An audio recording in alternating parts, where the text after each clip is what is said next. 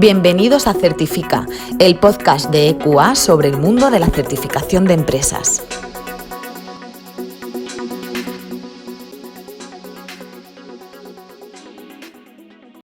Buenos días y bienvenidos a un nuevo capítulo de Certifica, el podcast de EQA. Hoy vamos a charlar sobre la certificación de proyectos NextGen. Contamos para ello con María Jesús Aracil, Product Manager de NextGen en EQA España. Buenos días, María Jesús, ¿qué tal estás? Buenos días, Marta, ¿qué tal? Pues vamos a empezar. Lo primero de todo es explicar qué son los proyectos NextGen. Pues mira, los proyectos NextGen, o lo que en este contexto vamos a tratar como proyectos NextGen, son los proyectos que están financiados con unos fondos europeos específicos, ¿vale? Que se formaron para paliar un poco todos los efectos negativos por la situación generada por la pandemia del COVID. ¿Vale? Entonces, dentro de esos fondos europeos, el principal instrumento financiero es lo que se conoce como el Mecanismo de Recuperación y Resiliencia, que consiste en préstamos y subvenciones que se utilizan para financiar proyectos, inversiones públicas y público-privadas para hacer reformas y actuaciones que ayuden a esa recuperación de la economía y del empleo, sobre todo.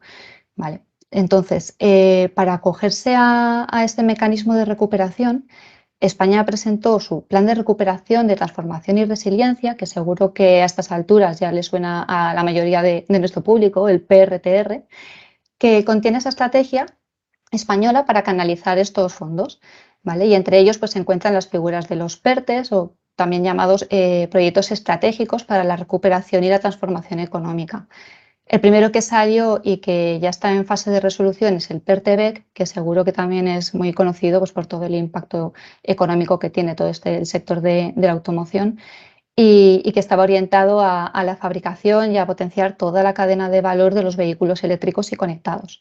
Entonces, digamos que es como el que más puede sonar porque es el que más repercusión mediática ha estado teniendo. De todas formas, ahora mismo hay 11 PERTES publicados, es decir, nos suena mucho alguno, pero ya son 11 los que tenemos sobre la mesa. Entonces, como te comentaba al inicio, pues los proyectos NextGen son proyectos que al estar financiados dentro de este entramado de fondos tienen que cumplir con una serie de requisitos relacionados con temas de igualdad, con medidas antifraude, que por cierto creo que ya hemos publicado varios podcasts relacionados con estos temas, tú los conocerás bien, que al final todos están relacionados con lo que llamamos nuestro espacio de confianza NextGen. Entonces, en este caso concreto, nos vamos a centrar en dos de esos requisitos que hay para los proyectos que están siendo financiados con fondos NextGen. Uno de ellos es la certificación de la naturaleza o la calificación de los proyectos como investigación industrial o como desarrollo experimental. Y el otro es la validación del cumplimiento del principio de DNSH, que consiste básicamente, dicho así de una forma llana, en argumentar por qué el proyecto que se va a financiar con estos fondos no tiene un impacto negativo en el medio ambiente. María Jesús, entonces, ¿todas las empresas tienen la obligación de certificar o de validar sus proyectos? Pues a ver, depende, ¿vale? Nos encontramos un poco de todo. Sobre la calificación, principalmente depende del programa de ayudas. Es decir, EQUA se ha ido acreditando para certificar todos los proyectos en los diferentes programas que han ido exigiendo este certificado de I+D. Hasta la fecha, pues se está pidiendo este certificado para los proyectos que se presentan en líneas específicas de I+D, como por ejemplo en el PERTEBEC, que comentábamos al principio, pero también en otras ayudas, pues como la cadena de valor del hidrógeno renovable, que estuvo gestionada por el IDAE, o la convocatoria de industria manufacturera. Y ya está además publicado este requisito en las bases de otras convocatorias que van a salir en breve, como la del fortalecimiento industrial del sector agroalimentario, el PERTEAGRO, o la cadena de valor de la industria naval, que estaría dentro del PERTE naval. Entonces, los proyectos cuando son de I+D, pues puede que se requiera, no siempre, un certificado emitido por una entidad acreditada. ¿Vale? En algunas ocasiones es cierto que esto lo gestiona directamente el órgano que convoca las ayudas por otras vías y no siempre está este requisito del certificado de I+D.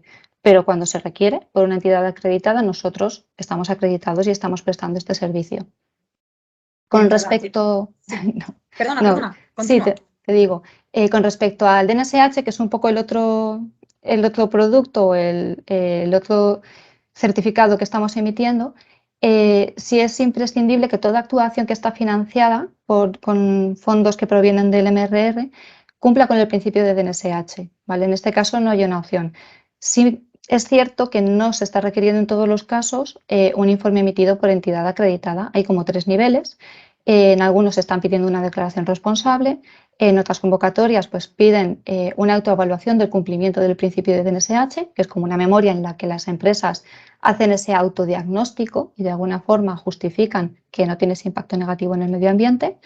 O el tercer nivel, que sería el más exigente, que es el dictamen emitido por una entidad acreditada como SQA. Entonces, obviamente, este último nivel es el que ofrece mayores garantías, porque al final no deja de ser una revisión realizada por una entidad que está cumpliendo con todos los requisitos que establece ENAC y que además está utilizando personal cualificado que hace esa revisión de ese impacto medioambiental que pueda tener el proyecto. Entonces, son cada vez más numerosas las convocatorias que lo están empezando a exigir. Y en relación a esto que comentas, ¿las empresas ya conocen las convocatorias o los programas de ayuda que lo van a requerir? Mm, se va publicando de antemano y aún así estos requisitos se publican siempre en las bases que regulan las ayudas, que generalmente salen unas semanas o incluso a veces meses antes de que se publique la convocatoria. Entonces, cuando ya se ha publicado esa orden de bases, las empresas ya saben si van a tener que aportar un certificado con la calificación del proyecto como investigación o como desarrollo, o si van a tener que aportar el dictamen sobre el cumplimiento del principio de DNSH, así como los plazos, porque normalmente en las bases no se llega a decir, queda relegada la convocatoria, pero una vez sale la convocatoria ya se conocen todos los plazos en los que debe presentarse toda la documentación.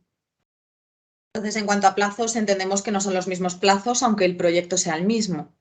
Eso es. Por ejemplo, vuelvo al PERTEBEC porque es el primero que prácticamente hemos finalizado el ciclo y que ya está en fase de resolución, pero que todas las convocatorias que están saliendo con PERTES gestionados por el Mincotur, en este caso, están siguiendo el mismo esquema. Entonces, hasta la fecha se está solicitando el certificado de I+D dentro de lo que es el periodo de solicitud de la ayuda, a veces con posibilidad de aportarlo un poquito después. Si no se ha entregado en periodo de solicitud, el Ministerio lo requiere y hay un periodo de subsanación y digamos que esa es la fecha tope en la que las empresas pueden aportar el certificado de I+D. Sin embargo, para la validación, el informe, la declaración que emitimos nosotros, están dando de plazo hasta que se emite la resolución definitiva de concesión de la ayuda. Entonces, ahí te da unos meses más de margen, al menos a día de hoy, y ya es cuando sabes si te han concedido esa ayuda o al menos se publica la resolución provisional y ya ves que salvo que haya algún requisito que esté pendiente de pulir, algún fleco para que realmente puedas ser beneficiario en resolución definitiva, ahí las empresas ya empiezan a gestionar toda la validación, todos los que todavía no lo habían iniciado porque a lo mejor no estaban totalmente seguros de que fueran a recibir la ayuda, pues digamos que ya son las últimas semanas en las que se disponen a gestionar esa validación. Entonces, son como dos momentos distintos y puede haber como 2 o 3 meses de diferencia entre la fecha tope para entregar el certificado de I+D y la fecha tope para entregar el informe de validación. Pues para terminar, ¿qué tienen que hacer las empresas para certificar o validar sus proyectos? Pues básicamente nos van a tener que enviar la misma documentación o parte de la documentación que tienen que remitir junto con la solicitud de la ayuda o que le envían a los órganos gestores, sea el Ministerio o otras agencias que hayan convocado la ayuda. Para la calificación de la naturaleza del proyecto siempre va a ser imprescindible la memoria que describa esas actuaciones como investigación o como desarrollo y que nuestros expertos van a tener que revisar y valorar y confirmar cuál es la calificación que tiene el proyecto. Para la validación también necesitaremos esa memoria porque es la que describe qué es lo que se va a hacer, pero adicionalmente vamos a necesitar esa autoevaluación o ese documento en el que la empresa analiza cuál es el impacto que tiene su proyecto sobre 6 objetivos medioambientales específicos y que son en los que se centra el cumplimiento del principio de DNSH. Es posible que se les pida algún documento adicional, pues dependiendo de la tipología del proyecto o si hay algún documento que nos parezca especialmente relevante para poder llevar a cabo la validación, pero normalmente no va a ser nada que no hayan tenido que aportar previamente para gestionar la solicitud de la ayuda. Intentamos que no tengan que trabajar más de la cuenta o más de lo que ya hayan tenido que trabajar para solicitar estas ayudas. Pues muchas gracias, María Jesús, y gracias a todos los que nos habéis acompañado hoy. Recordamos que en equa.es/webinars está disponible la programación de todos los webinars gratuitos que impartimos periódicamente desde EQA, así como los datos de contacto de todos nuestros Product Managers por si alguien necesita ampliar información. Un saludo. Muchas gracias, Marta. Hasta luego.